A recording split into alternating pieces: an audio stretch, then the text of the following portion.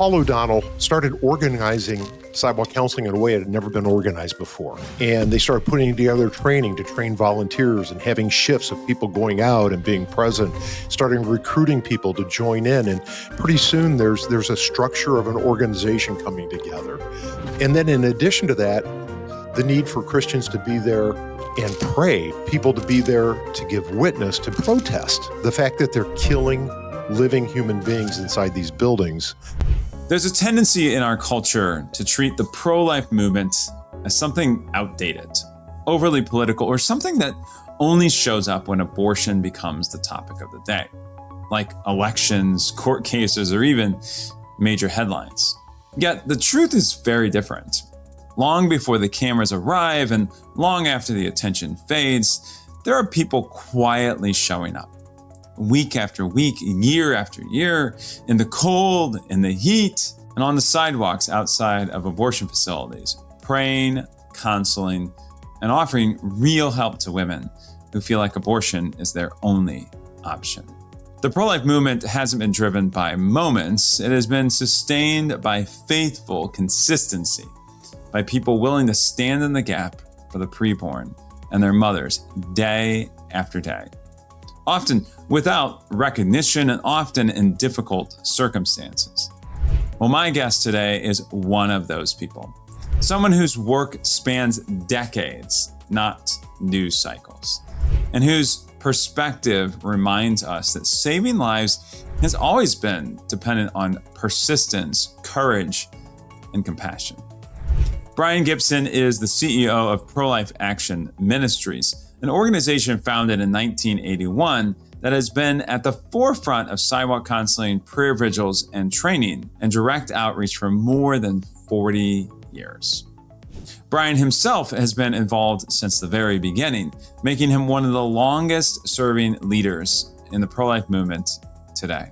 Today, we're going to talk about what that kind of longevity teaches us, about what actually saves lives, and about how the landscape has changed since Roe versus Wade was overturned, and about why showing up with prayers and perseverance still matters just as much now as they did decades ago. We'll talk about the abortion pill, culture shifts, and what real solutions look like in a post-Dobbs world, especially when legal battles feel uncertain and the stakes feel higher than ever. This is a conversation rooted in experience, conviction, and a clear-eyed understanding of what it means to stay faithful in the work for the long haul. This is Living Pro-Life.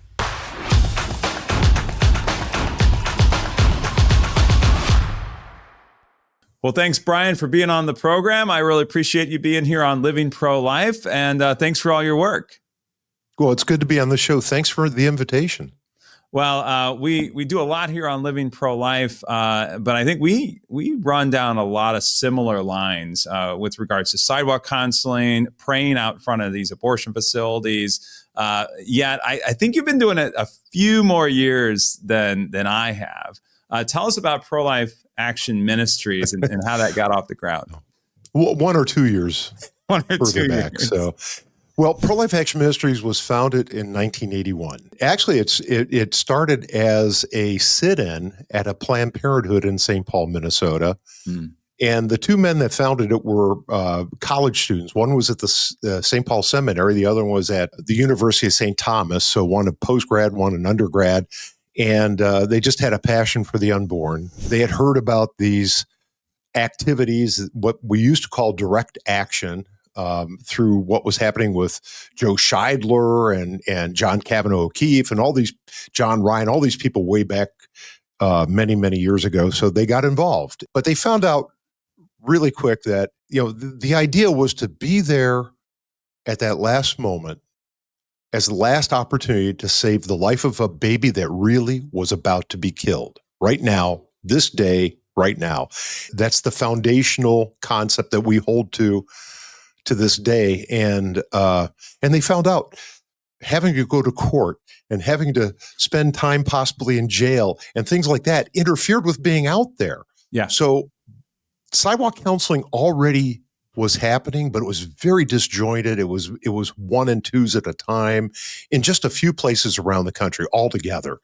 Paul O'Donnell, who was one of the co-founders, started organizing sidewalk counseling in a way it had never been organized before.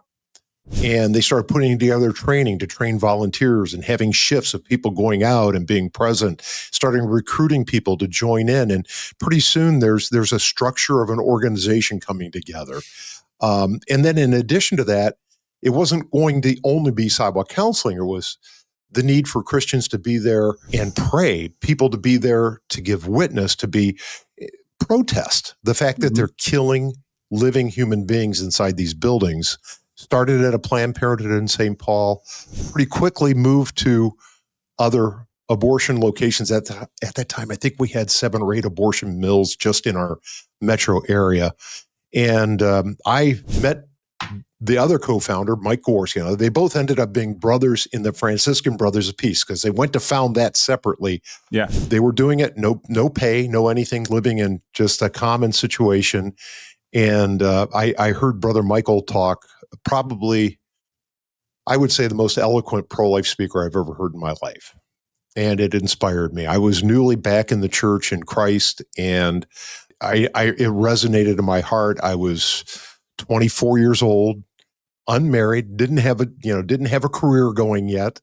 So I started volunteering. And those first 4 or 5 years, I just volunteered more and more and more until they decided to hire me full-time. I was the first full-time hire in 1986. So I've been doing this full-time since it's my career. This has been it. And we've gone from this very small beginnings of something to one of the largest activist organizations out on the streets when it comes to numbers that show up and stuff. Yep. We have a Good Friday prayer vigil. And the first year it was done in 1984. And I've been to every single one, along with a a life-size cross that we have. The only 2 things that have been to every single one, me and this cross. But it started out, I remember the first year, if we had 24 people show up throughout the day, and we're doing this from 9 in the morning till 4 in the afternoon, it was all day. And if we had 24 people there that day, that would have been possibly exaggerating the numbers. Before the pandemic, when we had our biggest numbers, we're still recovering from our governor's crazy shutdown. But before the pandemic, that year before, we had 3,800 people show up throughout the day. Wow! So we have these now. Every year, we still have more than 2,000, even post-pandemic. We're back about 25 this last year. And is it my understanding you have so many people you have to bus them in from other places? Well, that's almost accurate.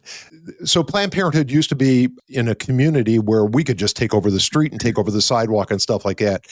They built a mega Planned Parenthood in 2012, and they moved into a location where there's no room. There's no room for people. Mm-hmm. So the city has to close down the street adjacent to them along the side of the building, but there's no place to park. There's virtually no place to park. So we actually work with a local university and use their parking ramp, and then we bus people back and forth. So that's what the busing is to get in and out. Wow. Porta potties, the whole thing, it's a big production. 2,000-3,000 people to come out to an abortion facility. That's certainly a huge feat. And I'm always impressed by the work that you're doing through that. As far as sidewalk counseling, when I started in this ministry and this movement, the phrase, a lot of the things as far as just the idea of sidewalk counseling, the structure of having training and shifts and volunteers, that groundwork had already been started for us. And we're kind of just... That was us. Right? Was us. That was us. Right? And it's like we almost, when we walk in the door, we almost took it for granted. Like, oh, of course, this is the thing, right? And now we're just kind of growing upon the work that has come before us. And so, publicly here, very grateful for you and others who worked diligently to make that happen. Tell us about some of the big successes over the course of time. So like, sometimes they're like, when you talk about businesses or nonprofits, you talk about like this incremental, little by little by little. But is there any kind of turning point for Pro-Life Action Ministries? Too many to count. Trying to do what God wants you to do and doing your best to do what God wants you to do, there's always something. I like to tell people, when you go out to pray, you go out to Sidewalk Council at an abortion facility, it's always an adventure with God. So, because there's always something, but there's a lot of big stuff over the years. Now, in the very early years, we had taken on a hospital that was doing abortions into the late second trimester, a full-fledged abortion facility inside the hospital. At that time, the hospital was a county-owned hospital, and the county board actually voted to cease doing abortions. That lasted a whole week. Wow. Then they came back and revoted and said, we need to study this. And of course, that's their way of keeping it going, which they did for a while. Now fast forward many years later, this is like in the late 1980s, fast forward into the 2000s, we're doing 40 Days for Life. And our first place we're doing 40 Days for Life is at this same location. We did 8 40 Days for Life campaigns there because we were doing them twice a year. So it was over a 4-year period. We also did a lot of other stuff with this process, a whole lot of other stuff with the process, but the prayer out there really ignited everything. And they closed down the abortion mill because we were there. And we got the admission from the director of that abortion facility complaining about us pro-lifers. I love it. I don't think he used the term pro-life, but yes. Another real significant one, we found the remains of aborted babies in a trash dumpster back in 87. In the winter time, in the cold winter of a January, we had a funeral and a burial, but the media was explosive, and it really sent shockwaves to the point that they actually passed a fetal disposal law in Minnesota as part of that. So that happened. We go out to the cemetery every year and pray out there on the Day of Remembrance for aborted children that is done across the country. So we do that. And then, Good Friday. I mean, having thousands and thousands of people coming out. We actually have 15 pastors each year. And it's a mix, we're interdenominational. We are a Christian ministry. We're interdenominational. So it's a mix of Catholic and Protestant. And so our Archbishop from the Catholic diocese comes out and opens us in prayer every year. We have Catholic priests. We have Protestant ministers of all varieties, including Methodist ministers who have been out there praying with us. They each take a different half hour throughout the day to lead us in prayer and scripture. The rest of the time, we're just praying. Shouldn't say just, but we're praying. So let me tell, I rarely use the word just related to praying, that's for sure. So tell me about those who are sitting on the fence and they say, I'm pro-life, but... Right. I'm pro-life, but, I'm not sure what I want to do about it. I certainly don't want to go to an abortion facility. I don't want to stand outside. Maybe I don't want to hold a sign. And I certainly don't want to talk to anybody about this topic. So what do you say to them? Well, I'll tell you, the easiest introduction to getting on the sidewalk is 40 Days for Life, from my perspective. And so when there's a 40 Days for Life campaign, there's going to be other people out there. So whatever fear you're letting interfere right now to go out, let go of it, because there's going to be other people there present to be with you. We tell people you don't even need to carry a sign. Just be there and pray, because that's the effective thing that you're doing. You don't need to talk to anybody but God. Yeah. That's it. I mean, you'll see other people of like mind and you'll want to talk. In fact, we have to tell people, quit talking to each other and talk to God, right? Because that's what you're there for. I say that to a lot of people over the years. Quit talking to me, go talk to God. Yeah. But here's a real quick story. Great antidote. So this is September, just as a 40 Days for Life is beginning, and we have a program. We work with the minor seminary at the Catholic University in town, and so they send the kids up to pray a couple days a week for a shift for an hour or so. So this is a Friday afternoon. There's 4 guys praying, no signs. They're praying. Mm-hmm. And this car comes driving out of the mega Planned Parenthood. The driver motions for him to come on over. The guys go over there to the guy driving the car, and he goes, "We saw you praying. We decided we couldn't have an abortion." And they drove away. Baby saved. Yeah. So all it took was to be present and praying. So if you really are concerned about the unborn, concerned about stopping the killing, that's all you need to do is be present and pray. No interaction, no anything else. Quit talking to other people, talk to God while you're out there. Right. Let's fast forward just a little bit here to the Dobbs decision that happened a few years ago. Nearly 50 years of Roe versus Wade and abortion in all 9 months of pregnancy throughout the entire nation. There are some states that started to regulate and restrict abortion in a lot of different ways.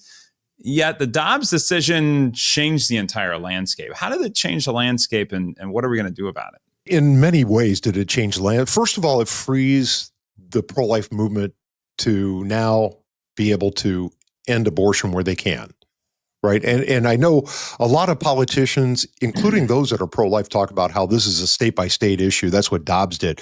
Dobbs didn't do that. Dobbs just said it went back to the legislatures, which includes the federal legislature. So it doesn't have to be state by state. It can be done at the federal level, which is the way to do it for the whole nation. Because as I like to tell people, if abortion's legal in any state, it's legal for every state in this country. And I'm in a state where it got worse, way worse post-Dobbs. So Minnesota legislature, in their infinite infamy, decided to pass a law that proclaimed abortion as a right and then eradicated all our pro-life laws, including taking money away from pregnancy help centers. Wow. So we lost everything that had been fought for over a very long period of time. And then we got their claim that it's a right. And there's even shield laws for abortionists and everything else in our state now. So abortion numbers jumped because women are coming from 4 or 5 states around us to have their abortions because the Dakotas don't have any. Nebraska's limited, Iowa's limited, and for the longest time, Wisconsin wasn't doing any. So we got them all coming to Minnesota. Go a little deeper into shield laws. What are shield laws? Well, the shield laws are where a state passes legislation that protects the abortionist from another state who comes to our state from being prosecuted for their illegal behavior in the state they came from. Well, let's take they're in Missouri. And Missouri at that point in time, abortions are virtually not happening and pretty much illegal. And so this abortionist does an illegal abortion, maybe even botch the abortion and hurt the woman, can come to Minnesota and now be protected from being extradited for the crime and be protected from being even going after him in civil court for his bad behavior. And now he's protected under Minnesota law that way. We watched it play out big time in this past year or so between New York and Texas. Yeah. So this New York abortionist sends abortion pills to a woman in Texas, illegal to do that in Texas. And so the state of Texas tried to get New York to send the person to be prosecuted. They wouldn't do it. They refused because of their shield laws. Yeah. And then the state of Texas went to sue them in Texas court and then went to get the money from them. And this is an automatic. In the United States, it's always been automatic that if one state has a judgment against somebody, the other state cooperates and makes sure the judgment happens. New York refused because of their shield laws. So that's what that's about. So how is this like when I was in elementary school and we studied the Civil War and the fight between the North and the South and how if a slave would escape, they would go and, are they property at that point if they got into a free state, or are they a person? So how are there any parallels here, or am I off base? I think some parallels may be there. The problem with that, talking about the Civil Wars, is that Congress passed the Fugitive Slave Act before the Civil War. So if a slave, because slaves were leaving slave states and moving to free states and being free. So they passed the Fugitive Slave Act so that if a slave went to a free state under federal law, he still was the property of the slave owner back in his state and would have to be returned. You brought that up though, because the Dred Scott decision, the U.S. Supreme Court that decided to split the baby and split the slave and say that they're only partial people for the purposes of voting, but they have no rights otherwise. Well, that happened because of Minnesota. And we actually have parks named after Dred Scott in Minnesota because he was a slave that had been brought to Minnesota, which was a free state. And so when his military owner went to go back to, I think it was Missouri. Wasn't he from Missouri? Well, the Dred Scott decision was decided in the St. Louis courthouse downtown. Then it was back in Missouri. So he was sending him back to, so he was going to go back to Missouri, and Dred Scott was proclaiming his freedom because he had been in Minnesota. Yeah. And he lost the case, like you said, in St. Louis. So, right. So there's a connection we've got together, but there are some parallels to slavery because the unborn children, we're treating them as property and saying that it's okay to do whatever you want to do to them, including kill them. Once they're born, we start to show some rights for the children, but even then, the movement is out there to allow for the killing of children after they're born. Right. There's one to chill your minds if you haven't been fighting for the unborn yet. They're going to start doing this with the born children as well. So, yeah, absolutely. So my understanding is that you also ended up in Florida as well. So how did you end up, crossing half the country to end up in Florida? Well, most people automatically assume it's because of our winter weather in Minnesota. It isn't. What happened was we were at a point, and this was again, I think in the mid 1990s, we were at a point where the ministry was doing fairly well, and we recognized that what we were doing wasn't happening much of anywhere else in the country, and so we were looking to expand for the purposes of spreading what we do. We got an invitation from some people in Florida to come down in the Orlando area to come and to look at them as a possible location to set up a branch office. And it all worked out, and we've been there since about 2001 or 2, something like that is when we branched into Florida. In the same time, though, we did it more regionally. We branched throughout the state of Minnesota. So we weren't just in our metro area, but we went to all corners of the state where we remain with activities. So we're in a couple locations now. Always willing to do more, though. All right, we talked about the Dobbs decision. Let's talk about maybe some of the solutions as part of the Dobbs decision. So, that opens up possibilities. Yet, I think since the Dobbs decision, we've seen a lot of the negative outcomes. Especially in a state like Missouri here, that there was a ballot initiative passed that eliminated all of our pro-life laws in one big swoop. All of a sudden, one of the most pro-life states in the union becomes one of the most pro-abortion states in the union.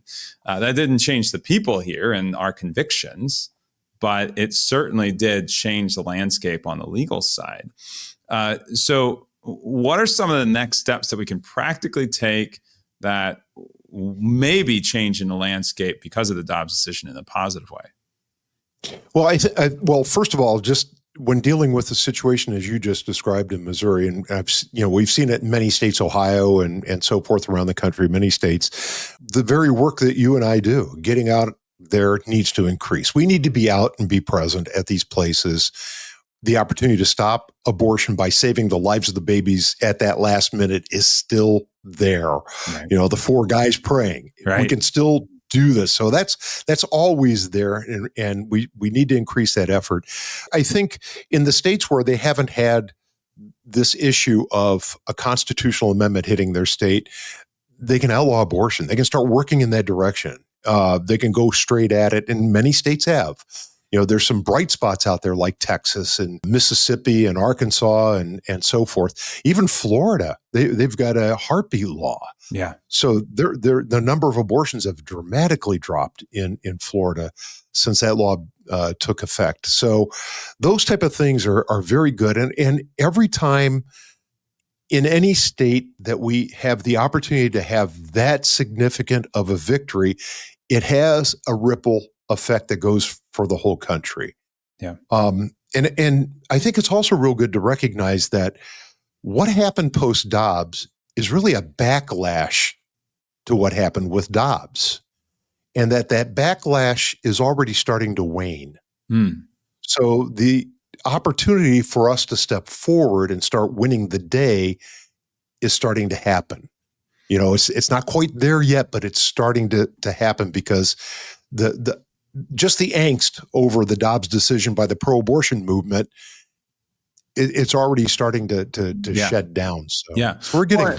And I think the pro-abortion side for a long time was saying, well, women are going to be dying in the parking lots, they're going to be dying in the streets, there's going to be all this, terrible, horrible things happening to women. And what we found is that's not true, right? It's actually the furthest from the truth. And on the other side, frankly, as you said earlier in the program, they can still get an abortion pretty much anywhere, right? They can, but the numbers. Okay, so that's another issue altogether, Brian. Is that there's a lot of numbers being bantered about the number of abortions post Dobbs, and you got some saying that they're down, some saying they're way up, and everything in between.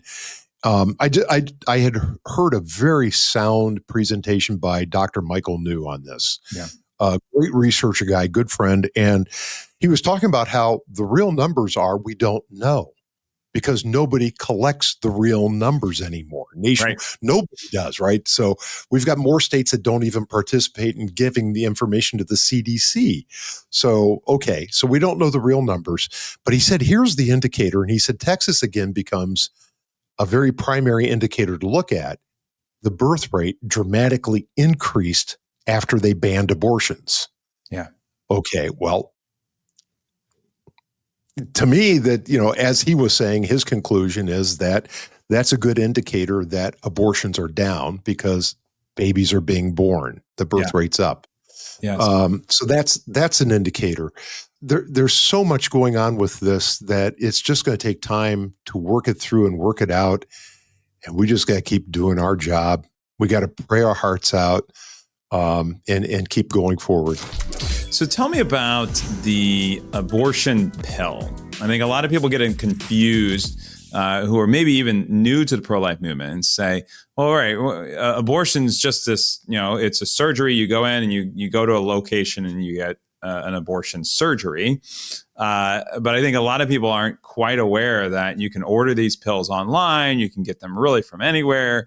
You don't even have to, give your age on some of these websites. So tell us a little bit about what these abortion pills are, what they do, and what's the big risk here. Well, the abortion pill regimen is actually a multi-pill process. So the first pill, mifepristone, is given out or mailed now because of the Biden administration, postal mailed to somebody where they take that first pill, and its intention is to cut off the hormones that allow the child to grow and to receive nutrition and so forth during the early stages of pregnancy. So it's meant to cut it off in order to kill the baby, to starve the baby to death. And then the second pill regimen is taken a day or two later, sometimes 3, where that is taken to cause contractions so the baby is expelled. So now you have, even if you're going to a brick and mortar abortion facility and receiving the abortion pills that way, which is still the vast majority of abortions with the abortion pill, even if you're doing it that way, you're going to have the abortion at home because you're taking this stuff home. You're going to be dealing with this in your bathroom or your bedroom. You're going to have a dead baby, a body, because there's a body left over with every single abortion. Wow. And so that's happening. And we're hearing the nightmares. So now, what's the abuse scenario? And you already kind of hit on it, is that people are able to order up these pills without ever having to identify that they're really the person that's going to get them. And we've got men who are ordering up abortion pills claiming to be women while, just saying, I'm Nancy so-and-so and I'm pregnant and I need the abortion pill. They get them and they're using them like a Mickey on a girlfriend that won't have an abortion, doesn't want the baby killed. Yeah. But the guy doesn't want the baby around. And so we're having that happen more and more. You're hearing these stories. I'm hearing them a lot. out there. You've got parents doing it to children. You've got friends doing it to friends and all sorts of stuff. So that's part of the problem. The other side to the whole abortion pill thing, well, there are two other sides. I'll do the first one. The first one is that this is far more detrimental to the woman than the blind surgical abortion is. Yeah. Women are going to the emergency room in large numbers. And, the FDA kind of closed their eyes to receiving this information as part of that whole Biden thing back a bunch of years ago. So they're not collecting the information on how bad this really is. Plus, you've got abortion facilities that are telling the women that if they do go to the emergency room, just say you're having a miscarriage. Yeah. Don't tell them you had an abortion, which is extra dangerous to the woman because how a hospital deals with in the emergency room with miscarriage is different than how they need to deal with this extreme hemorrhaging that can happen with the abortion pill. So there's that going on. There's a lot of that abuse going on. The other side is that once that first pill is taken, it doesn't mean that baby needs to die. There's a regimen out there called abortion pill reversal. And this process is where you go to a doctor and using basic hormonal stuff that has been used for decades and decades and decades to help women continue in their pregnancies, where there might be a risk of miscarriage or something else. They simply give these hormones that rebuild what's needed for that child to be connected and receive nutrition, and the baby's life is saved. And we're talking thousands and thousands of babies have been saved in these past 5 or 6 years doing the abortion pill reversal. So it's a very hopeful and good process that's available as well. 100%. That hormone is called progesterone, and it's naturally given often to pregnant women to help them to have a successful delivery and birth, and to avoid miscarriage. Very common and does not hurt the woman. In fact, she naturally produces this progesterone on a regular basis. Huge success stories with abortion pill reversal, and a big tool in our toolbox for sure as we're moving forward. What are some of the things that, if someone's brand new, let's say they're listening to this program for the first time and they just had like this moment and they're like, I'm in the pro-life movement. What am I going to do? Of course, go to the Sidewalk. You talked about that before. But what kind of things should they be doing, could they be doing to ultimately have the biggest impact? Well, number one, pray daily. Pray for an end to the killing of the unborn, but pray big. I mean, God is bigger than abortion. God is bigger than the abortion industry and Planned Parenthood and everything. So pray. Start praying on a regular basis. Make that a very important part of your life. Yes, get out on the sidewalk. Find a local group that's out there. Not everywhere yet in the United States do we have groups out at every abortion facility, but in most locations we do now. So get out there and pray. Find your local pregnancy help center. Help them out. I love pregnancy help centers. Man, if it weren't for them, we couldn't be near as effective as we are on the streets. Right. And the growth of them has been amazing. Brian, I don't know if you know this, but there's a new study out that shows that from 2022 to 2024, pregnancy help centers across the country saw 1 million more women. Wow. Yeah. With a 98% approval rating of their services. You don't get that for anything. No, so these are amazing organizations too. So certainly be willing to be a part of that.